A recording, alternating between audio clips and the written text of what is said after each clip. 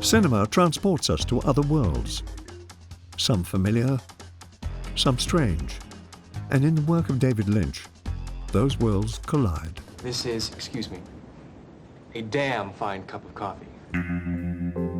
Lynch is a dreamer, and his films are dreams, sometimes nightmares. But more than any other filmmaker, he aims to make us dream along with him. Action!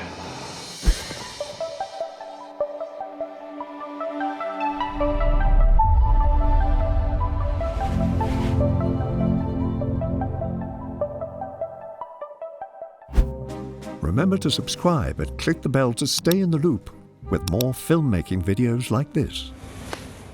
Thanks to the following subscribers for requesting this video. Keep the suggestions coming in the comments. And before things get too disturbing, this is your official graphic content warning.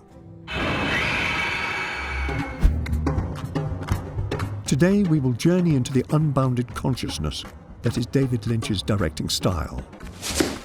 We got some dancing to do.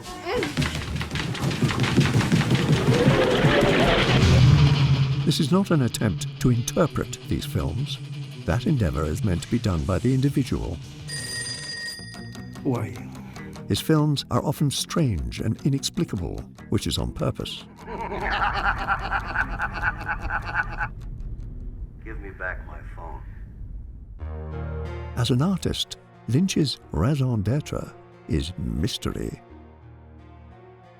To me, a mystery is like a magnet. Whenever there is something that is unknown, it has a pull to it. When you only see a part, it's even stronger than seeing the whole. His style is so specific and strong, it has been dubbed Lynchian. And there are two primary methods Lynch uses to create mystery in his work: fragmentation and abstraction. With fragmentation, there are gaps in the information. Where was it you think we met? At your house, don't you remember? Things are left unexplained, like whether Renee and Alice are the same person. The fragments are merely clues to the idea, and Lynch wants us to be detectives. Could be someone's missing, maybe. As he says, I think fragments are pretty interesting. You can dream the rest. Then you're a participant. Abstractions are how Lynch will take ideas and express them in sound and image, rather than with words. Oh, you are sick. By definition, these are subjective expressions left to interpretation, and they're often highly symbolic. Here's Agent Chet Desmond to explain. You notice she had one hand in her pocket, which means they're hiding something. And the other hand made into a fist, which means they're going to be belligerent. Oh. For example, Jack Fisk, who portrayed the Man in the Planet, claims that the levers in Eraserhead represent karma. With these fragments and ambiguities, Lynch asks us to open our minds, to feel our way through the experience rather than understand it. A process he equates to dreaming. I like to make films because I like to go into another world. Film, to me, is a magical medium that allows you to dream in the dark. It's just a fantastic thing to get lost inside the world of film. Pay no attention to that man behind the curtain. Our goal is to examine Lynch's filmmaking craft and how he uses fragmentation and abstraction to create mystery. What year is this? In other words, how does Lynch make us dream? Hey, pretty girl. Time to wake up.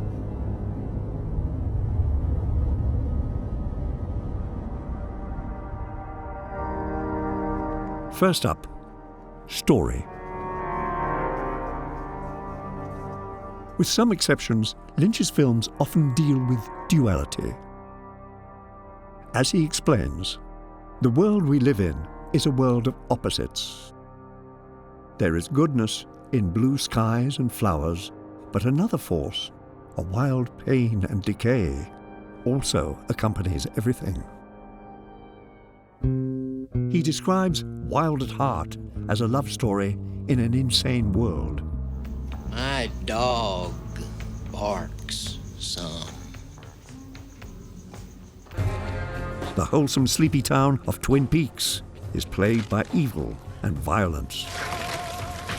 The Elephant Man contrasts the grimy industrial slums of Victorian England with high society elegance.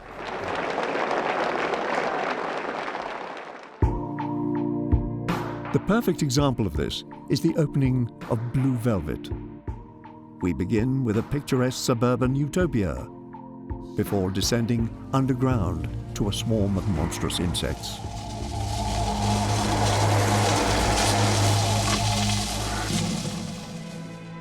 This idea of duality extends to his characters, with doppelgangers as a common motif. Wholesome and optimistic Betty is also vengeful and broken Diane. Nikki becomes Susan Blue. Dale Cooper is split into two. And Fred inexplicably transforms into Pete. Lynchian stories find their characters transported to strange new worlds, where they confront their opposites or discover the opposition in themselves. The plots can be absurd, surreal, and difficult to discern, but they create a mood and a singular cinematic experience.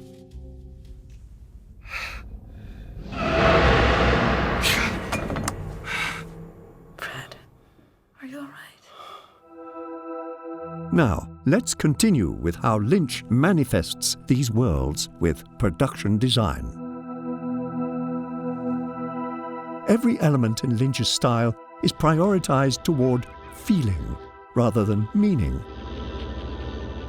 As he explains, production design is mood, and the engine behind creating these feelings is the settings, sets, costumes, props, and more.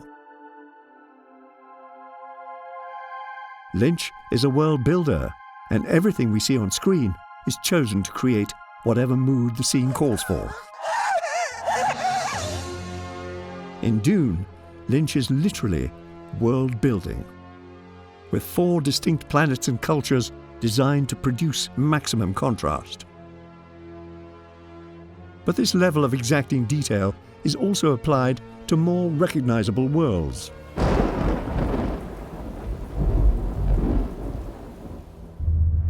In general, there is a strong presence of mid-century style in Lynch's aesthetic. Vintage diners are a common location. I had a dream about this place. And by extension, so are idyllic American suburbs, like Lumberton, Rancho Rosa Estates, and of course, Twin Peaks. On the opposite end, Lynch is also drawn to industrial landscapes and seedy roadhouses. Both worlds, often in the same films, speak to the balance of good and evil at the center of his stories.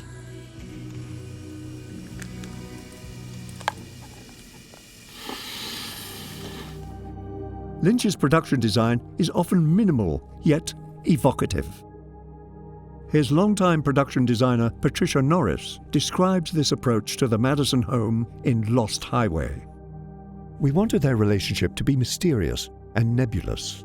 We decorated their place very sparingly with the kind of jazzy 50s-style atomic furniture that David favors. In fact, an entire analysis could be made of Lynch's obvious fascination with lamps and why they often feel central to the design of these domestic interiors. Another common motif is curtains, as Lynch explains. I love curtains. I love the idea of curtains opening because it seems like we get to go into another world. curtains hide something. And then when they open, if it's dark and we're moving in, it's just about kills me. It's so beautiful. Curtains, then, can be considered an abstraction, a symbolic threshold to mystery. She's will do features. What lies behind them? What will they reveal? Special effects makeup is another noteworthy aspect in these films. There is a specific focus on variations of the human body, both beautiful and grotesque. Production design in Lynch's worlds is familiar with a touch of strange, the ordinary invaded by the extraordinary. He populates these environments with fragments and abstracted details that work toward that Lynchian brand of mystery.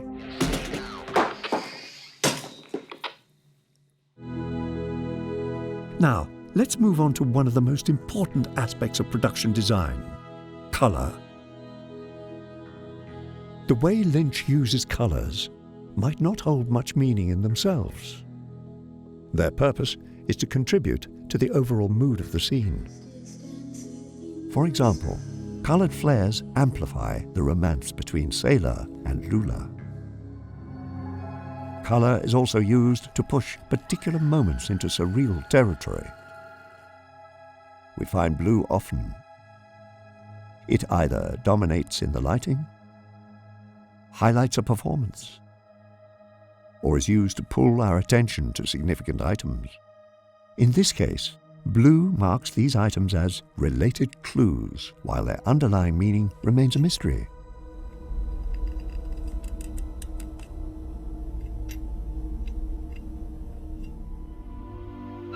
There are a few memorable instances of pink, the ethereal glow of the Good Witch, or the unreal atmosphere of another world. In Mulholland Drive, pink adds to the absurdity after Adam discovers his unfaithful wife. Stop it! Adam, stop it! Red is dominant in Twin Peaks, and it certainly elevates a mother's insanity and a husband's jealousy. Green is often used strikingly. It makes the Baron's quarters more hellish, a hallway more foreboding, and suburbia more peaceful.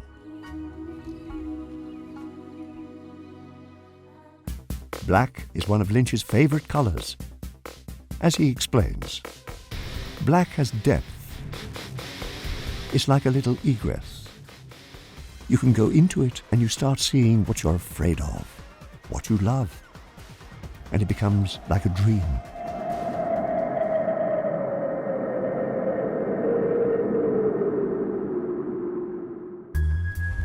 Lynch uses color for pure effect. His vivid palettes create moods, enhance dreams, highlight clues, and intensify emotions. Color is just one tool that Lynch uses to create striking imagery. The rest we can explore with a look at cinematography. Lynch actually started creating images as a painter, where this dark and abstract style was cultivated. One day in art school, he had an epiphany. I had a painting going, which was of a garden at night. It had a lot of black with green plants emerging out of the darkness. All of a sudden, these plants started to move, and I heard a wind, and I began to wonder if film could be a way to make paintings move. Perhaps Lynch's imagery is so striking because of his training and his ability to make individual frames so arresting. Despite working with a handful of cinematographers, we can find a few visual motifs across his filmography. For example, distorted faces,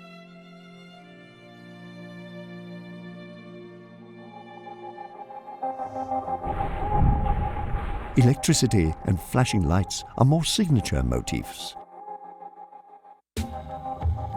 especially during psychically charged moments.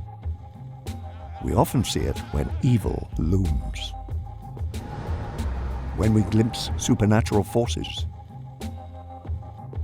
and perhaps during a dance sequence.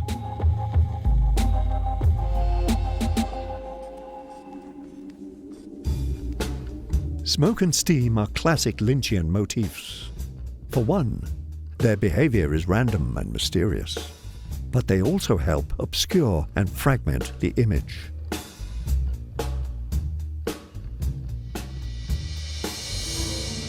If we think of Lynch's preference for fragments and abstractions, what we see or don't see in his images also plays a role. In that regard, Lynch loves to work with shadows. Shooting in black and white suits this purpose nicely. The absence of visual information creates the exact mystery and intrigue he is after. He will often have characters disappear into or emerge from the darkness.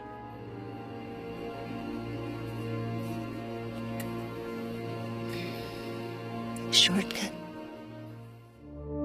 Lynch shot everything on film until Inland Empire, which was shot on a consumer-grade Sony PD-150. In an era when digital filmmaking strives for supreme resolution and visual clarity, Lynch explains why he appreciates the lack of those aspects because they allow greater fragmentation. I love this lower quality. I love the small cameras. The quality reminds me of the films of the 1930s. In the early days, the emulsion wasn't so good, so there was less information on the screen. And sometimes in a frame, if there's some question about what you're seeing or some dark corner, the mind can go dreaming. If everything is crystal clear in the frame, that's what it is. That's all it is.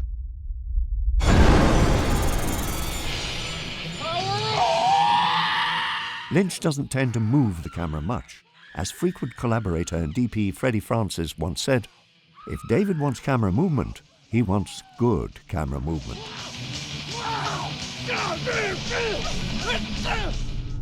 In this scene, a floating camera helps turn this apparent dream into a nightmare. So you had a dream about this place? They start out that I'm in here, and I'm scared like I can't tell you. There's a man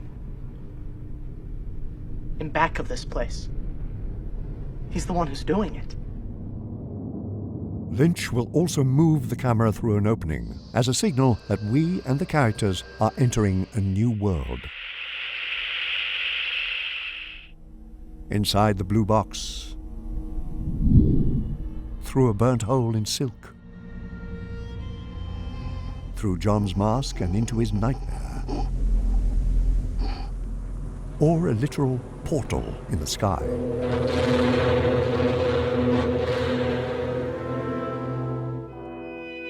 Lynch explains this interest in openings as portals in Blue Velvet.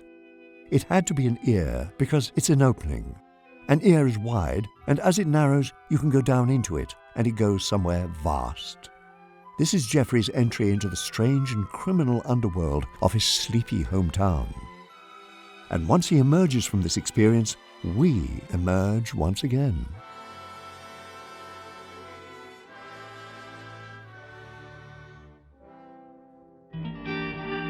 Another Lynchian technique that creates a more psychotic mood is called lens whacking. This involves detaching the lens from the camera and manually manipulating it in front of the film plane or sensor, creating dramatic shifts in focus and framing. We can see this in Mulholland Drive as Diane's mental anguish overwhelms her. Lynch uses his cinematography to obscure visual information, to capture fractured mental states, and to be our vessel through portals and openings.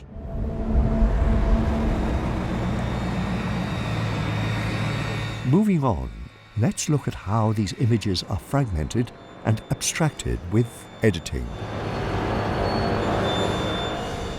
A big part of this fragmentation is handled in the editing. To create a Lynchian mood, one element of editing is often required: time. And so the average pacing of scenes, blocking and dialogue is slower and more deliberate. This allows the audience more time to sink into the moods he's creating. Or while building the mystery with cryptic dialogue. Who's it from? I don't know. There isn't anything on the envelope. In The Fireman's House, Lynch gives us plenty of time to immerse ourselves in that strange world and to discern what exactly it may all mean.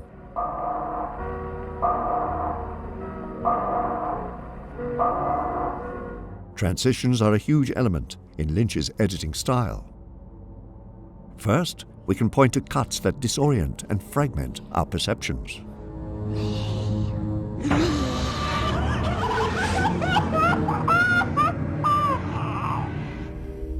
Consider this moment as Diane's mental stability nears the tipping point. Camilla. You've come back. Was Camilla there? Or was this a memory? Either way, another fragment adds to the mystery. Dissolves and superimpositions are all over Lynch's filmography. By overlapping disparate imagery, we get more abstractions, layered thoughts and emotions, shifts between states of consciousness, and a literal transition between worlds. You have to wake up. In The Elephant Man, John's transcendent experience at the theatre is achieved with dissolves.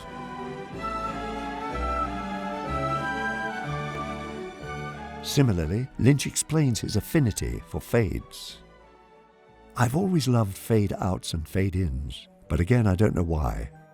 But things go in steps. They need to rise up, take place, and go away. And there needs to be some little moment, a little wind, and then another thing comes up, just like thoughts. The opening of Lost Highway drops in and out like this, fragmenting our sense of time and blurring the line between dreams and reality.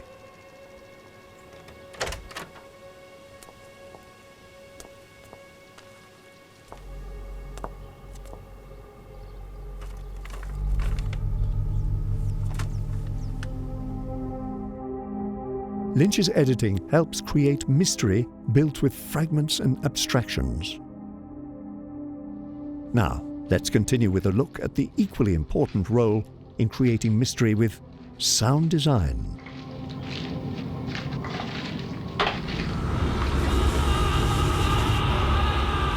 Images on screen show a world in 2 dimensions.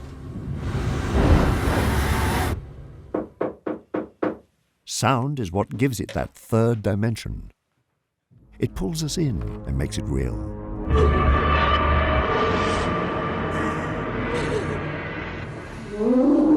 Perhaps no filmmaker embraces this idea more than David Lynch.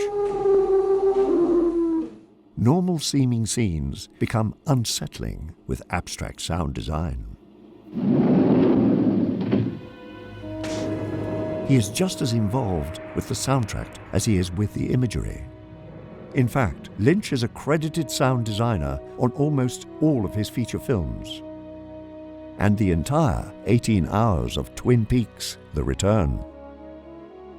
If he wants you to feel your way through the film, what you hear is equally important as what you see. And as he explains, storytelling with sound starts from a foundational level. I'm real fascinated by presences, what you call room tone. It's the sound that you hear when there's silence in between words and sentences. That means we should... Yes. It's it's a tricky thing because in this seemingly kind of quiet sound, some feelings can be brought in and a certain kind of bigger world can be made. Now you will see me one more time if you do good. You'll see me 2 more times if you do bad. Good night.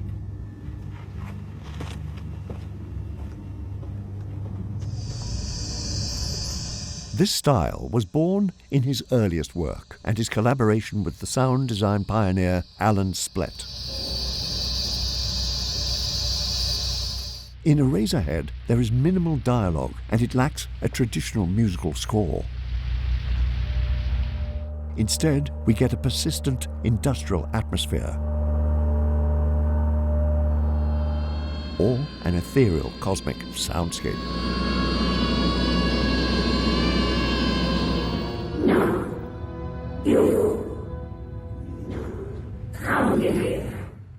Dune provided Lynch and Splett the freedom to experiment with the sounds of another world.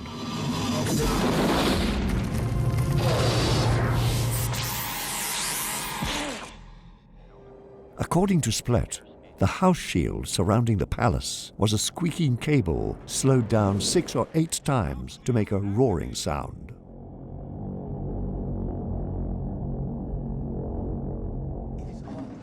In general, the priority in Lynch's approach to sound design is to create a mood.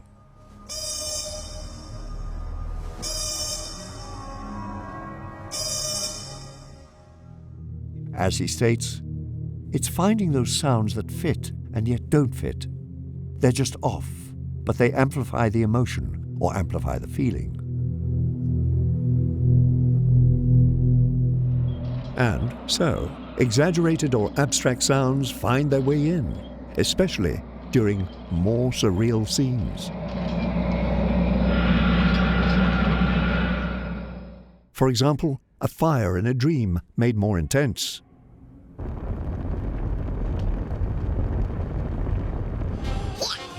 An eccentric with a pitched-up voice. Pigeons spread diseases and mess up the place. You see that? Or what sounds like a train whistle underwater.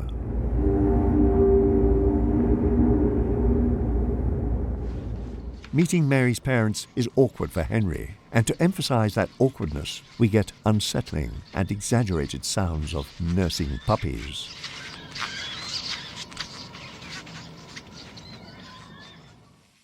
The more abstract the imagery, the more abstract the sound. In Jeffrey's dream, Frank's inhuman roar blends into the sound of a distorted flame.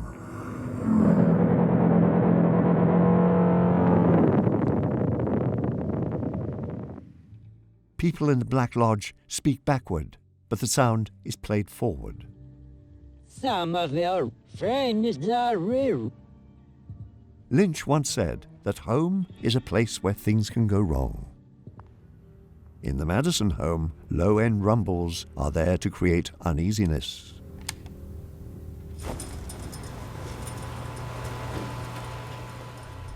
A rather important sound element in Lynch's work is wind. As both a literal sound but also a conceptual idea about what that sound evokes in the mind. For Lynch, wind is mystery.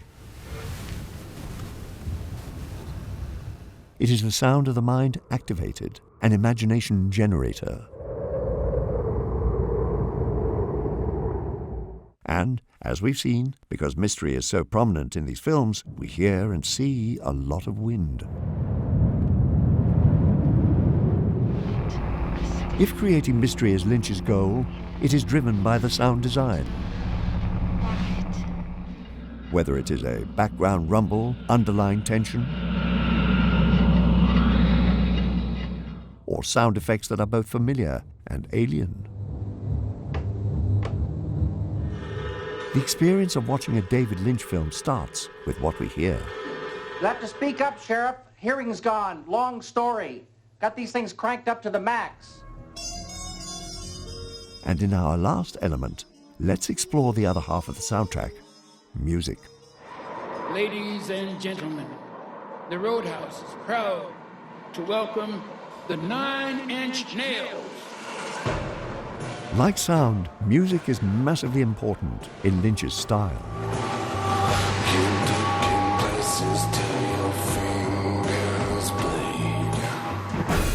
As a musician himself, he understands the power that music has to complete a mood.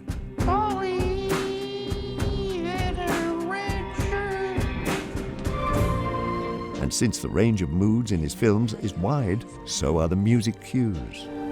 Whenever you kiss me. We get everything from 60s pop ballads and chugging heavy metal to the folksy twang of rural America.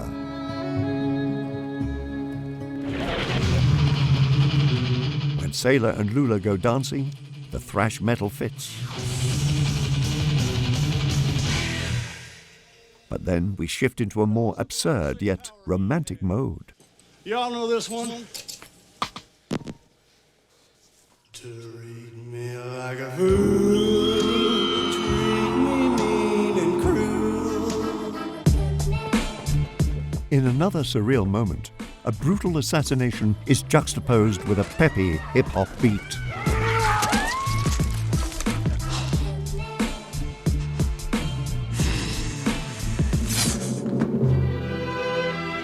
His primary collaborator since Blue Velvet was composer Angelo Badalamenti, and their collaboration was conducted rather abstractly, as Lynch explains. The way we work is, I like to sit next to him on the piano bench. I talk and Angelo plays. He plays my words, and somehow through this process he will catch something, and I'll say, that's it. Badalamenti's work ranges from lush and melodramatic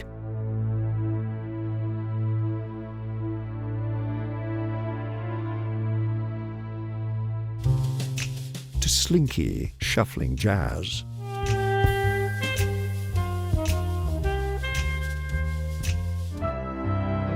And dreamy ballads.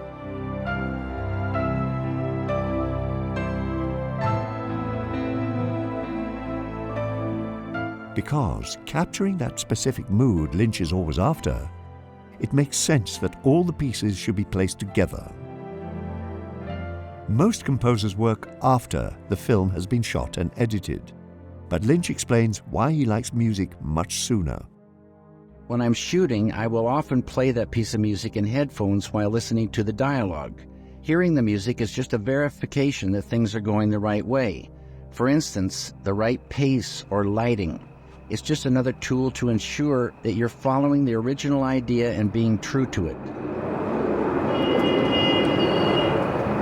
Cut it!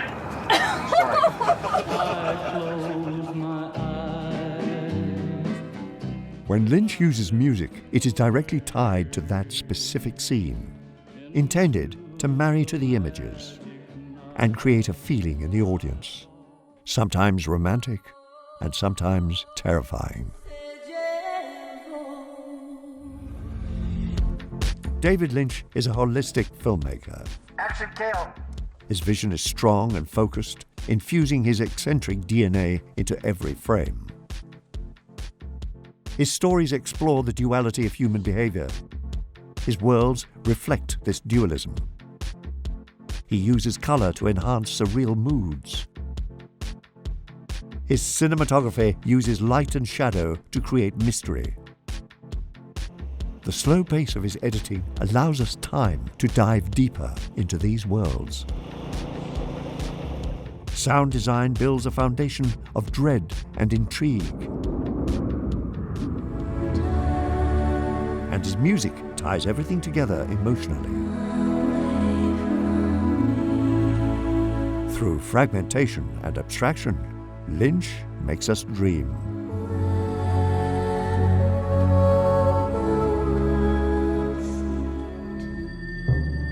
We've only scratched the surface on elements in Lynch's directing style.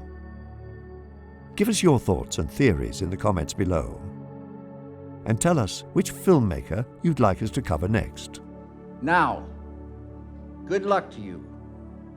And get the f*** out of my office. Until then, we'll leave you with an ode to true love's flame. True love's flame